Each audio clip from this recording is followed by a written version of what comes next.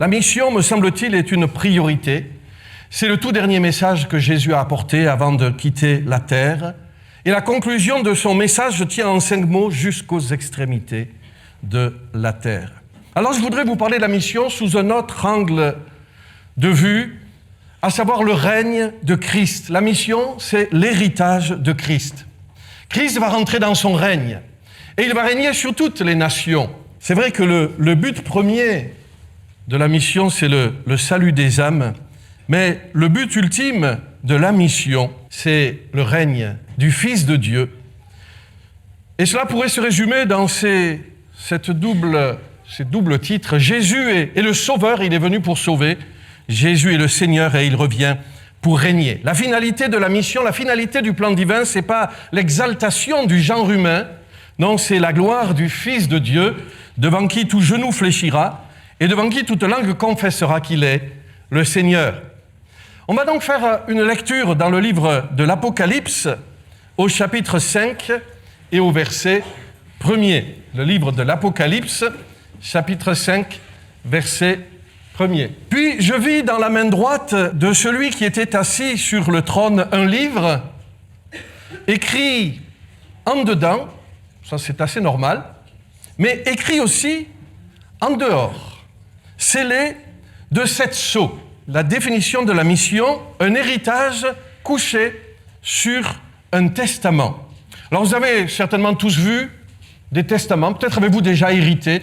J'ai apporté ici un testament. Vous voyez, c'est pas grand-chose, c'est juste une chemise cartonnée, ça vaut quoi, 2-3 euros, peut-être même pas. Ce qui a de la valeur, c'est ce qu'il y a dedans. Hein. Alors il y a une date, il y a le nom des héritiers et le nom du testateur, et puis les coordonnées du notaire. Si c'était un testament qui date de l'époque biblique, il n'aurait pas cette forme-là. Ça serait un rouleau, un parchemin, pièce de cuir, écrit donc en dedans, enroulé sur lui-même, et nous l'avons lu, écrit aussi en dehors. Et puis scellé d'un sceau, de 2, de 3, de 4, en fonction de la notoriété du testateur, en fonction aussi de la valeur de l'héritage. Il était écrit à l'extérieur parce que quand les héritiers avaient besoin d'acheter quelque chose, un terrain ou je ne sais pas, et ils voulaient se rappeler de quoi ils allaient hériter, alors ils allaient voir, on va l'appeler le notaire, qui tirait le rouleau et, sans défaire les sceaux, pouvait lire à l'extérieur la synthèse de l'héritage. Il y avait sur l'extérieur le résumé de ce dont ils allaient hériter.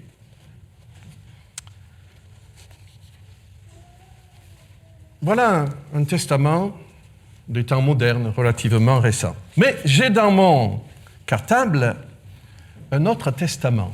Un testament qui date de l'époque biblique.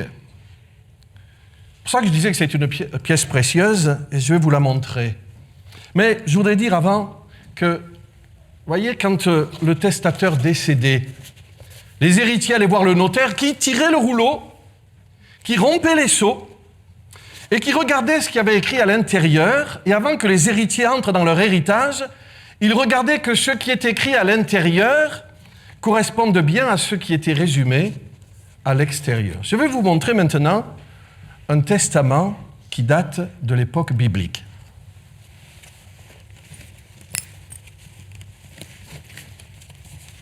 Le voilà. Écrit en 2 parties. La partie extérieure à l'alliance principale, c'est le résumé.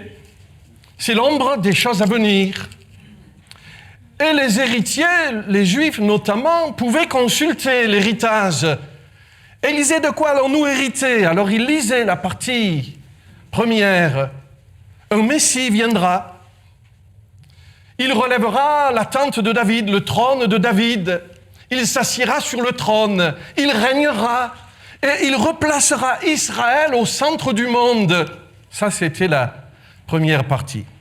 Et puis, dans ce testament, nous avons la deuxième partie, le Nouveau Testament. l'intérieur, l'héritage, où nous pouvons lire non plus l'ombre des choses à venir, non plus les prophéties, mais la réalité qui est en Christ. Et nous voyons le Messie qui est venu. Pas encore pour régner, mais bientôt il va revenir pour régner. En fait, il est venu pour mourir. Parce que pour que les héritiers entrent dans l'héritage, il faut qu'il y ait la mort du testateur. Et 3 jours après sa mort, le jour de sa résurrection, Jésus a fait ce que faisait le notaire. Il est allé tirer le livre et devant les disciples d'Emmaüs, ébahis, il a lu le résumé. Et on voit cela dans l'évangile de Luc, chapitre 24, je vous le cite, verset 27, commençant par Moïse, par tous les prophètes, il leur expliqua dans toutes les Écritures ce qui le concernait. Et ça correspondait à la réalité. Alors leur cœur brûlait au-dedans de nous.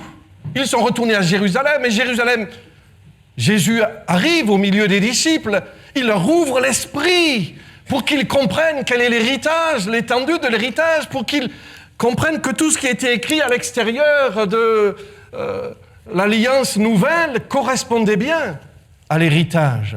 Et il lance l'ordre de mission. Vous êtes témoins de ces choses jusqu'aux extrémités de la terre. Vous avez vu tout à l'heure dans le texte qui s'est affiché l'exemplaire du testament céleste. Puis je vis dans la main droite de celui qui était assis sur le trône un livre écrit en dedans et en dehors, scellé de 7 sceaux, un héritage parfait. Et l'un des vieillards me dit, ne pleure pas, voici le lion de la tribu de Juda, le rejeton de David a vaincu pour ouvrir le livre, et ces 7 sceaux, il a vaincu, il a donné sa vie pour que nous puissions hériter. Alléluia. Parce que, chers amis, vous êtes héritiers de Dieu. Nous sommes héritiers de Dieu et co-héritiers de Christ. Béni soit le Seigneur. L'importance de la mission, c'est-à-dire l'étendue de l'héritage. Vous savez, un testament, c'est la volonté du testateur. C'est le testateur qui décide ce qu'il donne à chacun de ses enfants. Et on va se poser la question, quelle est l'expression de la volonté de Dieu concernant l'humanité, concernant l'héritage? Quelle est la volonté de Dieu? Dieu veut que tous les hommes soient sauvés. Est-ce que ça arrivera? On est en train de dire que la volonté de Dieu, c'est que tous les hommes soient sauvés, et on est incapable de trouver dans la Bible le moindre verset qui nous dise que ça arrivera. Alors on a un problème. À la fin, qui c'est qui gagne? Attendez, si la volonté du testateur n'est pas respectée, on pourrait dire, mais où est la victoire? Oui, on est devant une incompréhension, devant un problème. Alors allons voir le notaire. Notaire, maître. J'aime pas trop ce terme. Hein. Quand je vais chez le notaire, ça m'est difficile de dire maître, parce qu'on aime bien dire maître à celui qui est le seul maître. Mais bon, exceptionnellement, maître, tirez le rouleau et dites-nous ce qui est écrit dans le testament. Alors, pasteur, si tu me permets de demander à l'Église d'être un peu indiscrète juste l'espace d'un petit moment. C'est pas beau d'être indiscret, mais on va l'être courtement. Et on va aller coller notre oreille à la porte du bureau de Dieu. Vous voulez bien? On va surprendre une conversation entre le Père et le Fils qui parle d'héritage. Oh, c'est une vieille conversation, peut-être même a-t-elle eu lieu avant que le monde ne soit créé. Mais comme notre frère nous l'a rappelé ce matin, par le miracle de l'identification prophétique, David, rempli du Saint-Esprit, nous permet d'entendre cette conversation qui se trouve dans le psaume 2 au verset 7. Et le Père dit, « J'écrirai le testament, je publierai le décret. Demande-moi et je te donnerai les nations pour héritage, les extrémités de la terre pour possession. » Donc quand nous lisons « Dieu veut que tous les hommes soient sauvés », ce n'est pas la promesse de l'héritage, c'est le souhait de Dieu. Il aurait aimé que tous les hommes soient sauvés et on va voir pourquoi tout à l'heure il ne l'a pas fait. Mais la promesse de l'héritage promis, l'héritage que le Père promet au Fils, c'est celui-ci. Demande-moi et je te donnerai les nations pour héritage, les extrémités de la terre pour possession. Comprenez-vous? L'héritage ne se calcule pas en nombre d'âmes sauvées. L'héritage se calcule en nombre de nations, d'ethnies, de peuples, de familles, de races. Ce n'est pas tous les hommes qui seront sauvés, mais c'est toutes les nations. Voilà l'héritage promis. Vous savez, quand on parle d'héritage dans les familles, des fois, ça crée un peu des tensions. Même dans les familles chrétiennes, ça ne devrait pas. Hein? Là, rassurez-vous, c'est l'héritage du Fils unique. Ça devrait être simple. Ben, détrompez-vous, regardez. Il y a l'héritage promis, mais il a été contesté. Contesté. Après avoir été un peu indiscret, avec la permission de votre pasteur, on a collé notre oreille à la porte du bureau de Dieu. On va aller dans le désert maintenant. Vous voulez bien? Et on va être encore un peu indiscret. On va se cacher derrière une dune de sable et on va écouter une conversation concernant l'héritage. Cette fois, ce n'est pas le Père avec le Fils, c'est le Fils avec le diable. Et vous savez qu'il parle d'héritage? Le diable lui dit, si tu es le Fils de Dieu, prouve-le. On pourrait paraphraser, tu dis que c'est toi l'héritier des royaumes de la terre? C'est toi l'héritier des nations? Eh bien, prouve-le. Ordonne que ces pierres deviennent du pain. Et puis Jésus, bien sûr, ne fait pas cela. Alors, le diable l'amène sur le temple et lui dit, tu dis que c'est toi le fils héritier? Si tu es le Fils de Dieu, prouve-le. Jette-toi du temple en bas. Et Jésus, bien sûr, ne le fait pas. Alors le diable lui dit ceci. Le diable l'ayant élevé, lui montra en un instant tous les royaumes de la terre et lui dit, je te donnerai toute cette puissance et la gloire de ces royaumes, car elle m'a été donnée. C'est moi l'héritier, dit le diable. Et je la donne à qui je veux. Bon, on sait que le diable est le père du mensonge, hein, mais est-ce que quelque part quand même, la gloire des royaumes ne lui a pas été donnée? Dans le jardin d'Éden? Lorsque le début de l'humanité, le tout début, a préféré écouter la voix du serpent et quelque part se mettre sous son contrôle, plutôt que d'écouter la voix de Dieu. Le diable ici revendique son titre de Dieu avec un petit d, Dieu de ce monde, ou Dieu de ce siècle, comme l'appelle l'apôtre Paul. Si donc tu te prosternes devant moi, elle sera toute à toi. Et Jésus lui répondit, il est écrit, tu adoreras le Seigneur ton Dieu, et tu le serviras lui seul. Puis il tourne les talons et il s'en va prêcher. Il a été baptisé, il a été rempli du Saint-Esprit, il est allé dans le désert, il a été tenté, ils ont parlé d'héritage, il a refusé de recevoir la gloire des royaumes de la part du diable, et il est allé prêcher. Il est allé prêcher quoi? Il est allé prêcher le royaume de Dieu. Amen. Le royaume de Dieu. Je ne sais pas qu'est-ce qu'il pensait, le Seigneur, quand il a quitté le diable, allant prêcher le royaume de Dieu, mais on pourrait imaginer qu'il aurait pu dire au diable, tu sais, la gloire de ces royaumes, je la recevrai, mais pas de ta main. Je vais la conquérir. Et au passage, toi, serpent ancien, je t'écraserai la tête. Parce que c'est ça qu'il a fait, non? L'héritage contesté. Allons un peu plus loin et voyons l'héritage attesté. Vous savez, Jean, sur son île de Patmos, il va avoir une vision. On l'a lu. Apocalypse 5, verset 8, il voit le Seigneur qui a le livre à la main, scellé de 7 sceaux. Il va rompre les sceaux. Et vous savez, chaque fois qu'il va rompre un des 7 sceaux sur la terre, ça va être comme un coup de boutoir dans le royaume de l'Antichrist. Il va rompre les sceaux. Et il va ouvrir le livre. Et qu'est-ce qui est constaté à la lecture du Testament? Il chantait un cantique nouveau, en disant, tu as racheté pour Dieu par ton sang des hommes de toute tribu, de toute langue, de tout peuple et de toute nation. Alors non, ça ne sera pas tous les hommes qui seront sauvés, mais ça sera toutes les nations jusqu'à la plus petite ethnie qui doit être représentée devant le trône de Dieu. Alors, tout à l'heure, nous disions la volonté de Dieu, c'est que tous les hommes soient sauvés. C'était son souhait, bien sûr. Est-ce qu'il n'aurait pas pu le faire, que tous les hommes soient sauvés? Qu'est-ce qu'il aurait fallu qu'il fasse de plus? Dieu, pour que tous les hommes soient sauvés. En plus d'avoir donné ce qu'il avait le plus cher à son cœur, son fils bien-aimé, son fils unique, de l'avoir livré à la mort, qu'est-ce qu'il aurait fallu qu'il fasse de plus pour que tous les hommes soient sauvés? Mais il aurait fallu quoi? Il aurait fallu qu'il force les hommes, qu'il les oblige à accepter son amour.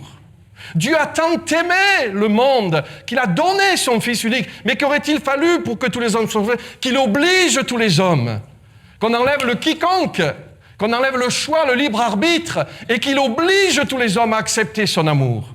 Mais vous le savez, l'amour forcé, c'est pas de l'amour. C'est même condamné par notre loi. Ça s'appelle un viol. Et on aurait pu parler du viol de la conscience si Dieu avait obligé les hommes à accepter son amour. C'est aussi pour ça qu'il a mis l'arbre de la connaissance du bien et du mal dans le jardin d'Éden. L'homme était libre de son choix. Alors, ce n'est pas tous les hommes, mais c'est toutes les ethnies. Toutes sans S, toute tribu au singulier, toute langue, tout peuple, toute nation, comme pour montrer que c'est individuel, que chacune est représentée pour ce qu'elle est. C'est inimaginable qu'il en manque une. C'est inimaginable que lorsque le livre, les sceaux seront rompus et que le testament sera dévoilé, on ne peut pas imaginer qu'il manque une petite ethnie, une tribu. C'est pas possible que la voix de celui qui a retenti dans le désert retentisse encore du fond de l'abîme et dise: cette ethnie-là, je me la suis gardée, cette gloire-là, elle est à moi, elle est pour moi. C'est impossible. Comprenez-vous l'importance de la mission? Est-ce que parmi nous, il y a des gens qui ont fait des puzzles? Des grands puzzles, plusieurs milliers de pièces. Vous avez travaillé pendant des mois, vous avez fini presque, il manque une pièce, alors vous cherchez dans la boîte, elle n'y est plus. Vous retournez la maison, vous soulevez le tapis, vous cherchez, elle n'y est plus. Il manque une pièce là, juste au milieu. Est-ce que vous allez afficher votre puzzle dans la salle à manger avec une pièce en moins? Non. Il faut qu'il y ait des hommes de toute langue, toute tribu, tout peuple, toute nation. Pourquoi? Parce que Jésus est le roi des rois. Ça veut dire quoi, le roi des rois? Ça veut dire qu'il est le grand patron. Si on l'actualisait, Bible en français courant du XXIe siècle, est-ce qu'on pourrait dire Jésus est le président des présidents de la République? Ça ne veut pas dire ça. Ça ne veut pas dire ça. Jésus, le roi des rois, ça veut dire qu'il va recevoir un héritage, un royaume qui n'est pas formé d'individus, mais de royaumes. L'héritage de Christ, c'est des hommes de toute tribu, de toute langue, de toute nation, de tout peuple. Ce sont les royaumes qu'on retrouve dans Genèse chapitre 10. Vous savez, quand Noé descend de l'arche avec ses 3 fils, Sem, Cham et Japhet, eh bien, il nous est dit ceci: c'est par eux qu'ont été peuplées les îles des nations, selon leur terre, selon leur langue, de chacun, selon leur famille, selon leur nation. Et ces royaumes, ces entités ethniques, linguistiques, ces groupes linguistiques, doivent tous être représentés dans le royaume du roi des rois, parce qu'il est le roi de tous les royaumes. Le diable disait la gloire de ces royaumes. Il lui a tout montré, la gloire. Il a élevé, il lui a montré la gloire de tous ces royaumes. Il a dit: elle est à moi. Non, Jésus a triomphé à la croix du Calvaire. Alléluia. Il est le roi des rois. Amen. La chronologie de la mission. On a vu que Jésus tourne le dos au diable et il s'en va prêcher le royaume de Dieu. Il a prêché, il a bien prêché, il a formé des prédicateurs, des évangélistes, des apôtres, et il les a envoyés. Et ces apôtres ont formé d'autres disciples, ils les ont envoyés, et on arrive à Dessines, le 4 juin 2023, et l'œuvre continue. Alléluia. Béni soit le Seigneur. Mais on en est où de la mission? Bien sûr, il ne faut pas opposer l'évangélisation locale, nationale, et la mission mondiale. Il ne faut pas une ou l'autre. Il faut les deux. Il ne faut pas non plus une après l'autre. Il faut les deux en même temps. Vous savez, Jésus a dit: vous serez témoins à Jérusalem, dans la Judée, dans la Samarie, jusqu'aux extrémités de la terre. Et dans notre subconscient, même qu'on sache qu'il ne faut pas rajouter de texte à la Bible, bien souvent, nous, dans notre subconscient, on comprend: vous serez mes témoins d'abord à Jérusalem, après en Judée, plus tard en Samarie, quand vous pourrez, jusqu'aux extrémités de la terre. Mais il n'y a pas après, il n'y a pas quand vous pourrez. Et pour nous qui sommes un mouvement de l'Esprit, si nous prenons exemple de ce qu'a fait le Saint-Esprit le jour de la Pentecôte, Pierre, rempli du Saint-Esprit, va prêcher pour la première fois la croix qui sauve et la résurrection du Sauveur. C'est une évangélisation locale. Les gens de Jérusalem entendent l'Évangile pour la première fois, du moins dans son aspect complet. C'est aussi une évangélisation nationale parce que c'est la fête de la Pentecôte et il y avait des délégations qui venaient de tout le pays. Mais en même temps, c'est une mission internationale parce qu'il y avait des délégations de la diaspora, des pays voisins. Mais en même temps, c'est une mission mondiale et Dieu veut qu'on le note puisque le verset qui suit nous dit « Or ». Voilà un verset qui vaut de l'or. « Or, il y avait en séjour à Jérusalem des Juifs, hommes pieux, de toutes les nations. » Ok, on a compris. Mais l'Esprit de Dieu insiste de toutes les nations qui sont sous le ciel. D'accord? Non, mais il insiste encore. Il va même donner une liste de l'époque. Parthes, Mèdes, Élamites, ceux qui habitent la Mésopotamie, la Judée, la Cappadoce, le Pont, l'Asie, la Phrygie, la Pamphylie, l'Égypte, le territoire de la Libye voisine de Cyrène, et ceux qui sont venus de Rome, juifs et prosélytes, crétois et arabes. En même temps, simultanément, et il faut que nous suivions cet exemple de l'Esprit. Je voudrais souligner quelques idées que j'ai souvent entendues quand j'ai été à l'action missionnaire. On m'a dit, tu sais, Jean-Marc, la France est une terre de mission. Sous-entendu, c'est plus trop la peine d'envoyer des missionnaires dans le monde. C'est vrai que la France est une terre de mission. Et nos grandes villes, comme celle de Lyon, sont très cosmopolites. Mais il n'y aura jamais toutes les ethnies en France. Tous les peuples non atteints. D'autres disent, plus besoin d'envoyer des missionnaires, Dieu nous envoie les migrants. Mais vous savez, pour avoir sillonné le monde, les plus pauvres des plus pauvres n'auront même pas de quoi s'acheter une paire de chaussures pour venir jusqu'en France ou jusqu'en Europe, se payer des vêtements, se payer de la nourriture, se payer un passeur. Ils ne viendront jamais. Il faut continuer d'envoyer des missionnaires. On me dit, mais il y a Internet et l'Évangile fait le tour de la planète. Oui, pour ceux qui ont l'électricité et un ordinateur. L'Évangile est arrivé sur tous les continents, c'est vrai. Mais dans les capitales, dans les grandes villes, comme ils disent en Afrique, le long du goudron, mais il y a encore tant de peuples non atteints. Je voudrais le dire comme ça, l'Évangile ne pourra jamais faire l'économie de la mission. Même si l'Évangile, c'est important. L'Évangile ne pourra jamais faire l'économie de la mission. L'évangélisation pourrait peut-être, je le dis comme cela, entre guillemets, remplir la maison du Père, mais ne pourra jamais bâtir le royaume du Fils. Parce que si l'évangéliste cherche l'âme perdue, et combien c'est précieux, que Dieu fasse lever des évangélistes nouveaux dans notre génération, auprès des jeunes. L'évangéliste cherche l'âme perdue, mais qu'il fasse lever aussi des missionnaires qui cherchent l'ethnie non atteinte. Quel est le besoin actuel de la mission? Eh bien, qu'on ait une vision missionnaire renouvelée. Les Assemblées de Dieu vont bientôt fêter leurs 100 ans. Et je rends grâce à Dieu pour ces 100 années, pour tout ce que Dieu a fait au travers des Assemblées de Dieu. Pas que, on n'est pas les seuls, bien sûr, mais parlons de ce qu'on connaît. Et cependant, la mission reste encore le parent pauvre. Savez-vous combien il y a de pasteurs qui sont missionnaires? Bien sûr, il y a des missionnaires qui ne sont pas pasteurs et qui sont missionnaires à part entière dans les orphelinats, dans les hôpitaux, dans les écoles, etc.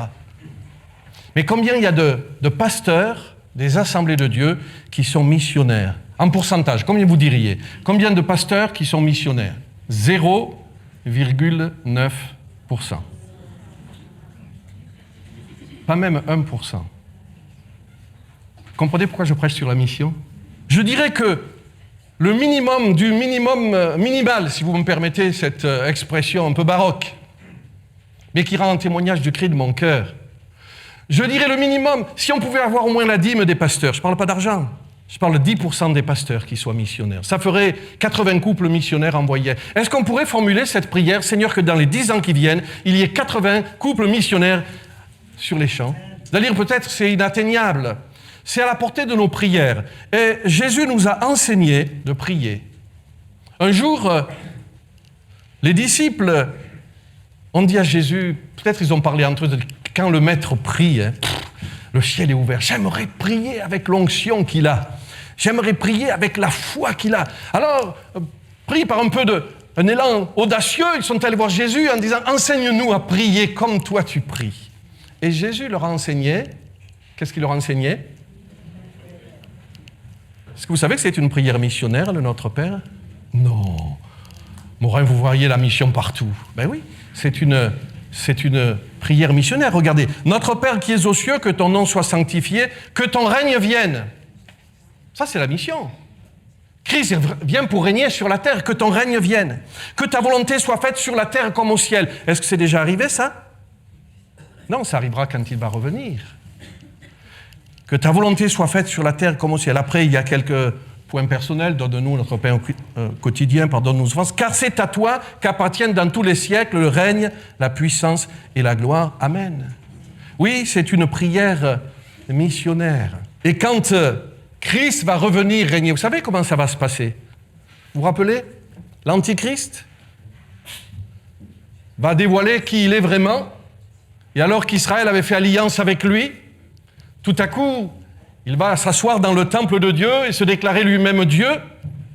Puis il va lever une armée de toutes les puissances mondiales principales et il va attaquer Israël. Jérusalem sera sur le point de tomber. 2/3 de la ville est prise. Et quantité de morts. Israël est sur le point de disparaître. Mais on le sait, il y a toujours un résidu fidèle en Israël, des gens qui attendent encore le Messie.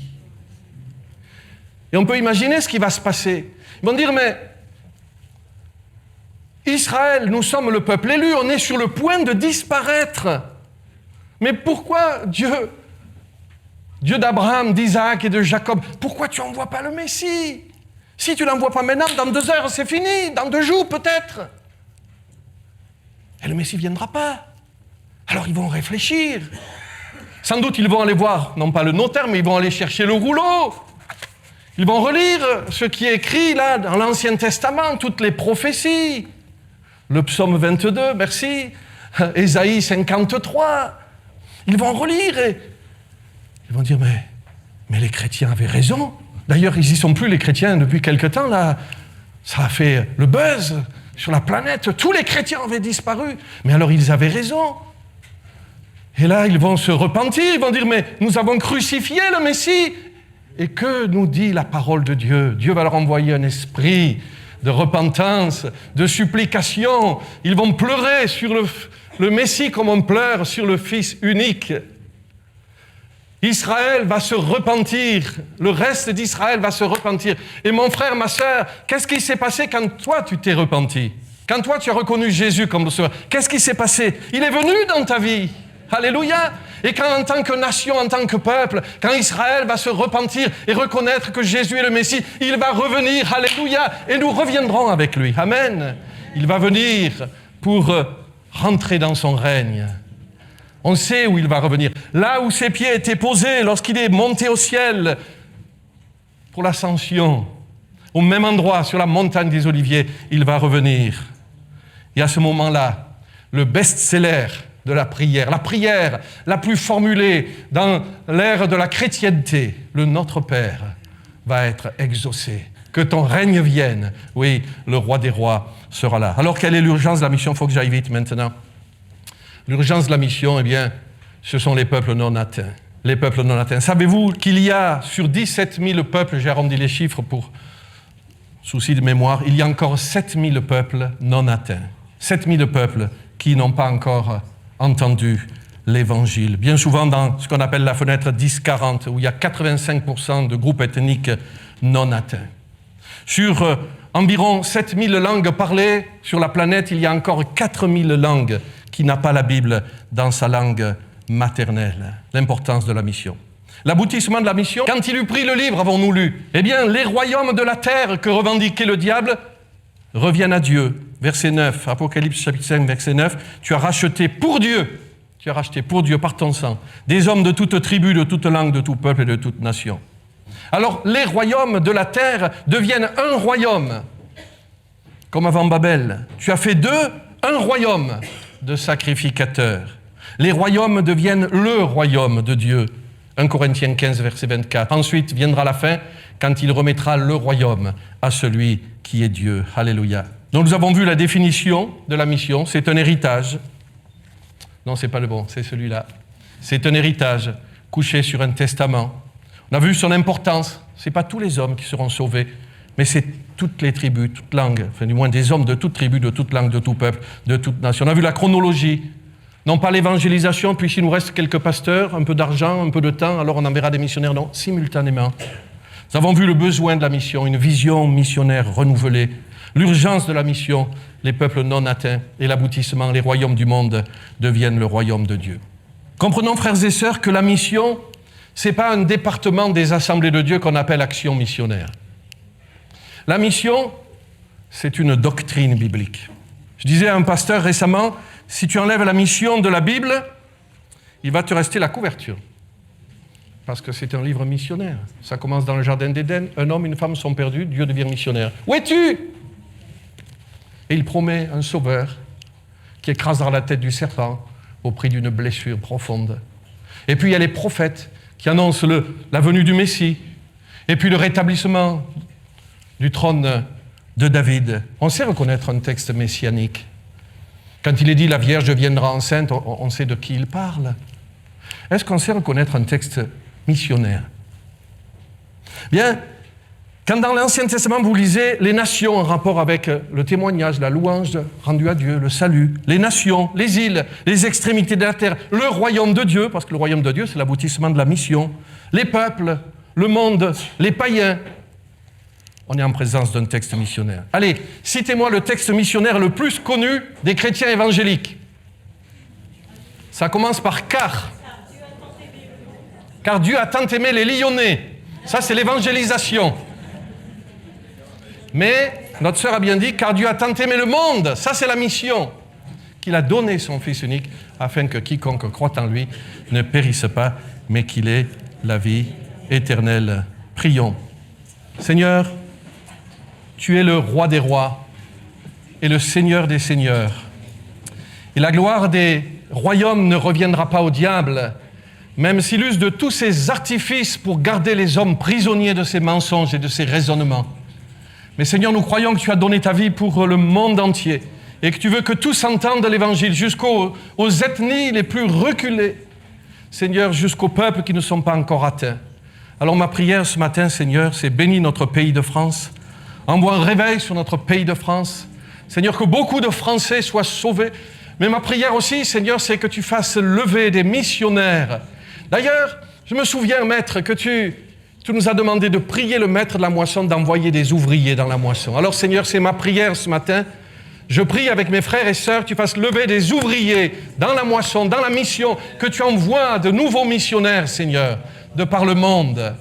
Seigneur, c'est toi qui appelles, c'est toi qui qualifies. Et je veux croire qu'au travers de ce message, tu parles au cœur de quelqu'un, peut-être de quelques-uns, Seigneur, et que tu vas faire lever pour ta gloire des missionnaires. Amen.